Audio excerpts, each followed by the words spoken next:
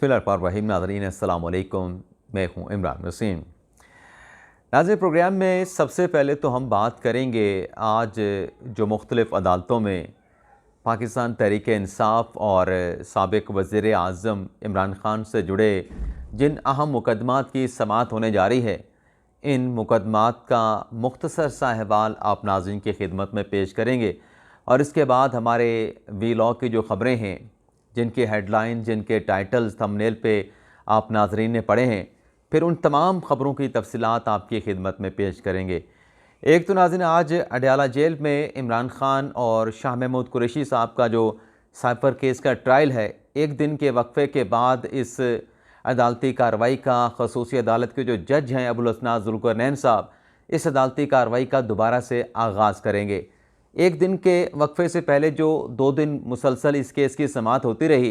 इस दौरान जज अबुल हसन ज़ुल्क़रनैन साहब की अदालत में इमरान ख़ान और शाह महमूद कुरैशी के ख़िलाफ़ 10 गवाहों के जो बयानात थे उनको रिकॉर्ड किया गया था। और आज की इस अदालती कार्रवाई में मज़ीद गवाहों के बयान इमरान ख़ान और शाह महमूद कुरैशी के ख़िलाफ़ जो है वो प्रोसिक्यूशन की जानिब से रिकॉर्ड करवाए जाएंगे।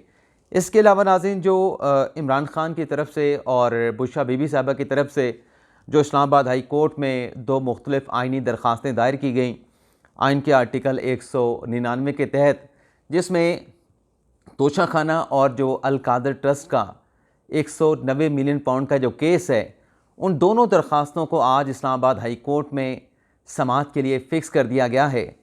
जस्टिस मियां गुल हसन औरंगज़ेब और जस्टिस अरबाब मोहम्मद ताहिर पर मुश्तमिल 2 रुकनी डिवीज़न बेंच जो है इमरान ख़ान साहब की इन दरख्वास्तों पर समाअत करेगा। इन दोनों केसेस में नाज़रीन, इमरान ख़ान साहब ने जो उनके वकील हैं लतीफ़ खोसर साहब, उनके ज़रिए जो जेल ट्रायल है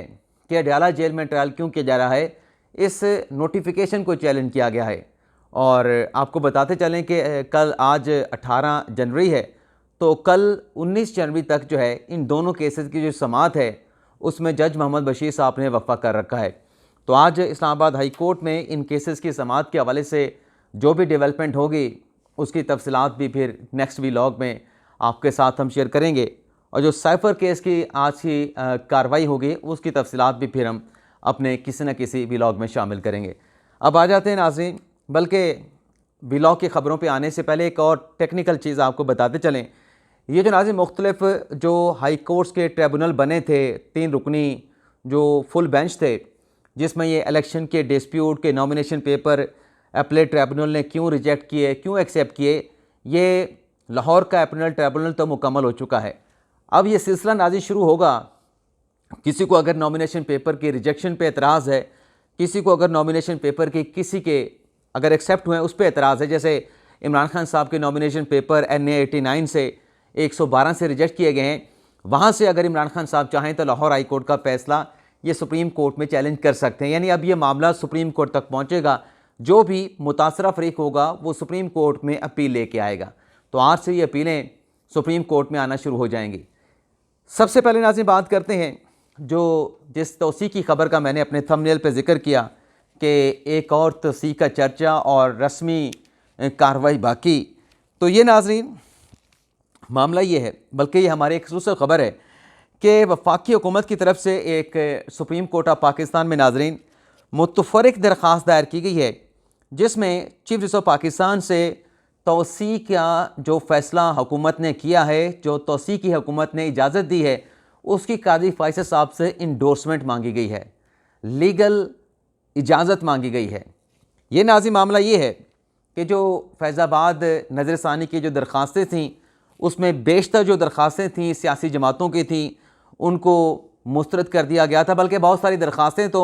जो दायर करने वाले थे उन्होंने वापस ले ली थी। पैमरा की दरख्वास्त भी वापस हो गई थी, लेकिन जो इलेक्शन कमीशन की थी उसका मामला भी इस हद तक पेंडिंग रखा गया कि जो TLP का मामला है, जो उसके अकाउंट्स में पैसा निकला था जो कि फ़ॉरेन फंडिंग में आता था, उसकी दोबारा से इन्वेस्टिगेशन करके रिपोर्ट जमा करवाई जाए। और जो वजारत दिफा का मामला था उस पर एक कमीशन बना था, इंक्वायरी कमीशन, जिसने 1 माह के अंदर फैज़ाबाद धरने की जो मुहर्रिकात थी, इसके पीछे कौन था, किसने फ़ंड किया, कैसे ये बैठे रहे, इन तमाम चीज़ों का जायज़ा लेने के लिए एक वफाकी हुकूमत ने अदालत को आगाह किया था कि इन चीज़ों का पता चलाने के लिए हमने एक कमीशन तश्कील दिया है। अब उस कमीशन ने अभी जनवरी में अपनी रिपोर्ट सुप्रीम कोर्ट में पेश करना थी, लेकिन कमीशन ने नाज़रीन 2 जनवरी को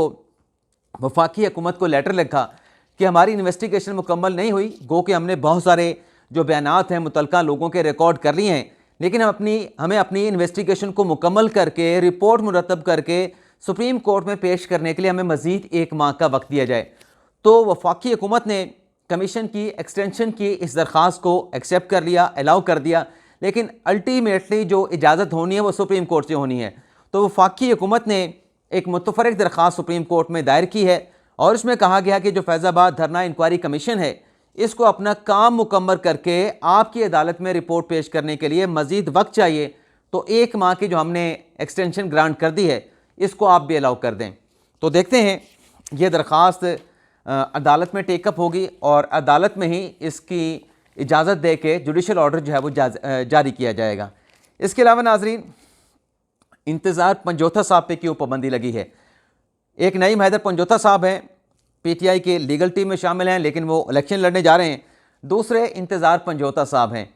और ये अपनी एक्सपर्टीज़ के हवाले से पाकिस्तान तहरीक इंसाफ की लीगल टीम में बड़े जाने और माने जाते हैं।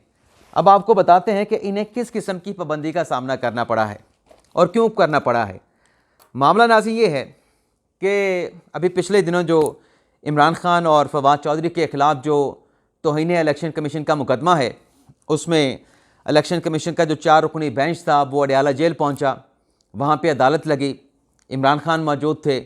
इलेक्शन कमीशन के अरकान आके सामने बैठ गए। तो सबसे पहले इंतज़ार पंजोथा साहब ने इलेक्शन कमीशन के अरकान से कहा, बल्कि आपको ये भी बताते चलें कि इससे पहले भी 2-3 मरतबा इलेक्शन कमीशन ने इमरान खान पे और जो फवाद चौधरी साहब हैं उन पे फ़र्ज़ जुर्म लगाने की कोशिश की, लेकिन इंतज़ार पंजोथा साहब की वजह से वो मौखर कर दी गई, क्योंकि वो जो बात करते थे उसके बाद कार्रवाई मौखर कर दी जाती थी। तो जब इंतज़ार पंजोथा साहब बेंच आके बैठा, खान साहब और फवाद चौधरी साहब भी मौजूद थे, तो इंतज़ार पंजोथा साहब ने कहा कि आज आप भी अकेले हैं और हम भी अकेले हैं, और बड़े करख्त लहजे में कहा, बड़े सख्त लहजे में। और फिर उन्होंने ये भी कहा कि आइन के आर्टिकल 218 के तहत आपका काम तो साफ शफाफ फ्री एंड फेयर इलेक्शन करवाना है। आप यहाँ पे बैठ के एक सियासी जमात के बानी के ख़िलाफ़ फ़र्द जुर्म आयद करने के लिए आए हैं, तो आप कैसे साफ शफाफ इंतखाबात कराएंगे। तो काफ़ी इनकी तकरार हुई, इन्होंने काफ़ी मुकालमे किए इलेक्शन कमीशन के अरकान से और वो बैठे सुनते रहे। तो उसके बाद ये हुआ कि जो इलेक्शन कमीशन के हुकाम हैं उनकी तरफ से कि अदालत का माहौल ख़राब करने पे जो इंतज़ार पंजोथा साहब हैं, फ़िलहाल उनने अडयाला जेल में उनकी आमद पे इमरान खान साहब के साथ मुलाकात में और ये जो मुकदमात की समाअत हो रही है उसमें दाखिले पर पाबंदी लगा दी गई है। ये भी नाज़रीन हमारी एक्सक्लूसिव खबर है जो हमें ज़राए से मिली है, जिसकी तफसीलात हम आपके साथ शेयर कर रहे हैं। इसके अलावा नाज़रीन प्लान सी की जो इमरान खान साहब की जो खबर है कि किसको निशाने पर रखा है, उस पर आने से पहले कुछ दीगर खबरें भी आपके साथ शेयर कर लें। नाज़रीन लाहौर हाई कोर्ट ने बहावलपुर के हल्का NA 168, 169, PP 245, PP 253 और 254 के जो इलेक्शन सिंबल हैं उनको चेंज कर दिया है। अब Lahore high court Bahawalpur bench के इस फैसले पे इलेक्शन कमीशन ने नोटिस लिया है और इन तमाम हलकों के हवाले से जो हाई कोर्ट में समाअत हुई है उस अदालती कार्रवाई का रिकॉर्ड और जो मुतल्लिका RO हैं इन दोनों कौमी असम्बलियों के हल्के के NA 168, 169 के और PP 245, 253 और 254 के उन्हें इलेक्शन कमीशन ने तलब कर लिया है। ये भी नाज़रीन एक बड़ी डेवलपमेंट हुई है। इसके अलावा नाज़रीन मुकदमा दर्ज कर लिया गया है। ना सिर्फ मुकदमा दर्ज हुआ है बल्कि एक गिरफ्तारी भी उस मुकदमे के नतीजे में अमल में लाई गई है। अब मामला क्या है? मामला नाज़रीन ये है कि 2 दिन पहले जो मरीम नवाज़ साहबा ने जलसा किया उकाड़ा में, उन्होंने जलसा किया, जलसे में मरीम नवाज़ साहबा ने तकरीर की और मरीम नवाज़ साहबा तकरीर करने के बाद वहाँ से चली गई। इसके बाद नाज़रीन सोशल मीडिया पे एक वीडियो वायरल होती है जिसमें कुछ नौजवान हैं जो वहाँ पे नून लीग के ख़िलाफ़, शरीफ ख़ानदान के ख़िलाफ़ मुखालफाना नारे भी लगा रहे हैं, जो कि लगते रहते हैं और इसमें ऐसी कोई बात भी नहीं। लेकिन उसमें एक इकदाम वो नौजवान ये भी करते हैं कि नून लीग का जो झंडा है उसको फाड़ दिया जाता है। उस पर फिर जो लीगी कारकुनान थे मौके पे मौजूद, उनको तैश आया, उनको इश्तियाल आया, उन्होंने मुकदमा दर्ज करा दिया, जिसके नतीजे में नाज़रीन जो मुकामी लोग थे जो मुकामी पुलिस थी उसने 7 अफराद के खिलाफ मुकदमा दर्ज कर लिया है और एक शख्स की गिरफ्तारी भी अमल में लाई गई है। अब आ जाते हैं खान साहब की जो प्लान सी की खबर है नाज़रीन। प्लान सी नाज़रीन, कल अडयाला जेल में जब ये तोशा खाना और 190 मिलियन पाउंड केस की समाअत चल रही थी, तो आजकल चूँकि मीडिया वहाँ पे मौजूद होता है तो खान साहब को मौका मिल जाता है मीडिया के साथ इंटरेक्ट करने का। मीडिया वाले भी, ज़ाहिर सी बात है कि खान साहब सोशल मीडिया पे बिकते हैं, नेशनल मीडिया पे भी बिकते हैं, वो भी जाके सवाल पूछ लेते हैं। और अब मेरे ख्याल से ये भी बात नोट की गई है कि ऐसा सवाल नहीं पूछा जाता कि जिसके नतीजे में, या ऐसा कोई कदम नहीं उठाया जाता जिसके नतीजे में सहाफ़ियों का दाखिला महदूद कर दिया जाए। तो बड़े मोहतात अंदाज में वहाँ पर ठहर के जो सहाफ़ी हैं वो रिपोर्ट करते हैं। हुआ नाज़रीन ये कि इमरान खान साहब से सहाफ़ी ने सवाल क्या किया वो तो आगे चल के मैं आपको बताऊंगा, जिस पे खान साहब ने उंगली का इशारा करके ऐसी बात कही कि वहाँ पे ठहरे सहाफ़ी भी सुन के हैरान रह गए। लेकिन प्लान सी का जो बात है हमारे, बल्कि एक सहाफ़ी ने यह भी सवाल किया प्लान सी के हवाले से कि आपका प्लान सी क्या है, तो खान साहब ने कहा कि प्लान सी तो अभी हम बता नहीं सकते, और अगर प्लान सी हमने बता दिया तो फिर भी घोटाला पहुँच जाता है। लेकिन आज सहाफ़ी हैं, सीनियर सहाफ़ी तजियाकार अब्दुल क़य्यूम सिद्दीकी साहब, उन्होंने ये दावा किया है कि इमरान खान साहब का प्लान सी ये है कि जो 8 फरवरी को इमरान खान साहब कहते हैं ना कि वो देखने वाला मंजर होगा, तो अब्दुल क़य्यूम सिद्दीकी साहब का ये दावा है कि प्लान सी पाकिस्तान तहरीक इंसाफ का ये है कि 8 फरवरी के रोज़ जो PTI के उम्मीदवार होंगे, उनको जो वोट डालने वाले होंगे, उसमें ऐसे नौजवान या ऐसे पाकिस्तान तहरीक इंसाफ के वोटर जिन तक तहरीक इंसाफ की रसाई है, जिनको जाना जाता है, जिनकी शनाख्त है कि हमारे कैंडिडेट को, मतलब किस किस हल्के में कौन से उम्मीदवार को PTI के कौन से लोग वोट डालेंगे, उनकी शनाख्त कर ली जाएगी। और वो कोई इतनी बड़ी तादाद में नहीं होंगे, 500, 600, 700 या 1000 का फिगर बना लिया जाएगा, जितना बड़ा हो जाए बनाया जाएगा। और उसमें किया जाएगा अब्दुल क़य्यूम सिद्दीकी साहब के मुताबिक कि ये जो लोग PTI के कैंडिडेट को वोट डालने जाएंगे, उस वोट पे PTI के, अब ज़ाहिर सी बात है कि आज़ाद हैसियत में इलेक्शन लड़ेंगे, तो उसका जो भी सिंबल होगा, चारपाई होगी, साइकिल होगा, मोटरसाइकिल होगा, कार होगी, बंदूक हो, या फिर और भी कोई भी निशान हो मिसाल के तौर पे, तो उस पर ये मोहर लगाएंगे। जब अपना वोट डालने के लिए जाएंगे अपनी मोहर लगाएंगे, और उसके बाद इस बैलेट पेपर को 2 मज़ीद जो इलेक्शन सिंबल होंगे वो जिसके भी हों उस पर स्टैंप लगा के, यानी एक PTI के कैंडिडेट के इलेक्शन सिंबल पे स्टैंप लगा दी, 2 मज़ीद स्टैंपें 2 और इलेक्शन सिंबल पे, इंतखाबी निशान पे लगाए जाएंगे, और इस तरीके से उस वोट को ज़ाया किया जाएगा। और जब शाम को वोट कास्ट होंगे हर हल्के में, और उसमें ये स्पॉइल शुदा,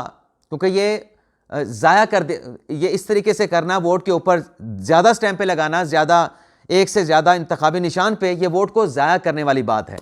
तो जब ये वोट काउंट होंगे, इसमें इतनी बड़ी तादाद में तहरीक इंसाफ के वोट जब ज़ाया हुए निकलेंगे, एक से ज़्यादा वहाँ पे मोहरें होंगी, इसको काउंट नहीं किया जाएगा, तो तहरीक इंसाफ इदारों के ख़िलाफ़ ये बयानियाँ बनाएगी कि देखें इदारों ने धांधली कराई है और हमारे वोट ज़ाया किए गए हैं। अब ये नाज़रीन एक फैक्ट है कि जो धांधली है वो आप इलेक्शन से पहले कर सकते हैं, इलेक्शन के बाद कर सकते हैं। पहले लोगों को तोड़ के और बाद में जो आज़ाद उम्मीदवार हैं, जैसे 2018 में आपने मनाजर देखे थे। लेकिन पोलिंग वाले डेट जो है, मेरे बताने का मकसद ये है कि वहाँ पे हर सियासी जमात के हर कैंडिडेट के एजेंट मौजूद होते हैं पोलिंग स्टेशन में, कमरे के अंदर जहाँ पे वोट डाले जाते हैं, जहाँ पोलिंग बूथ होता है, तो वहाँ पे धांधली करना ना होने के बराबर है, नामुमकिन जैसी चीज़ है। लेकिन पाकिस्तान तहरीक इंसाफ ये अब्दुल क़य्यूम सिद्दीकी साहब के मुताबिक ये सब कुछ करके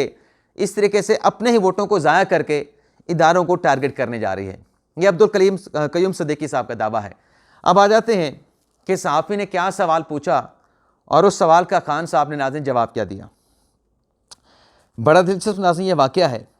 तो आपको सुनाते हैं नाज़रीन, मैं आपको बल्कि पढ़ देता हूँ। अडयाला जेल में नाज़रीन सहाफ़ी ने सोशल मीडिया पर वायरल कार्टून से मुतल्लिक इमरान खान साहब से सवाल किया कि सोशल मीडिया पे कार्टून ज़ेरे गर्दिश है जिसमें आप बतौर वज़ीर आज़म अपने मुखालफिन को जेल में डालने और उन्हें रुला देने का कह रहे हैं, जबकि कार्टून के दूसरे हिस्से में आप बतौर कैदी आयत का तर्जमा पढ़ के कह रहे हैं कि दुश्मनों से भी इतनी नफरत ना करो कि इंसाफ ना कर सको। अब ये जो नाज़रीन बात है, मैं इसको आसान अल्फाज में बता देता हूँ कि जब खान साहब वज़ीर आज़म थे तो नवाज शरीफ के बारे में कहते थे कि तुम देखो अब मैं तुम्हें कैसे लंदन से वापस लेके आता हूँ,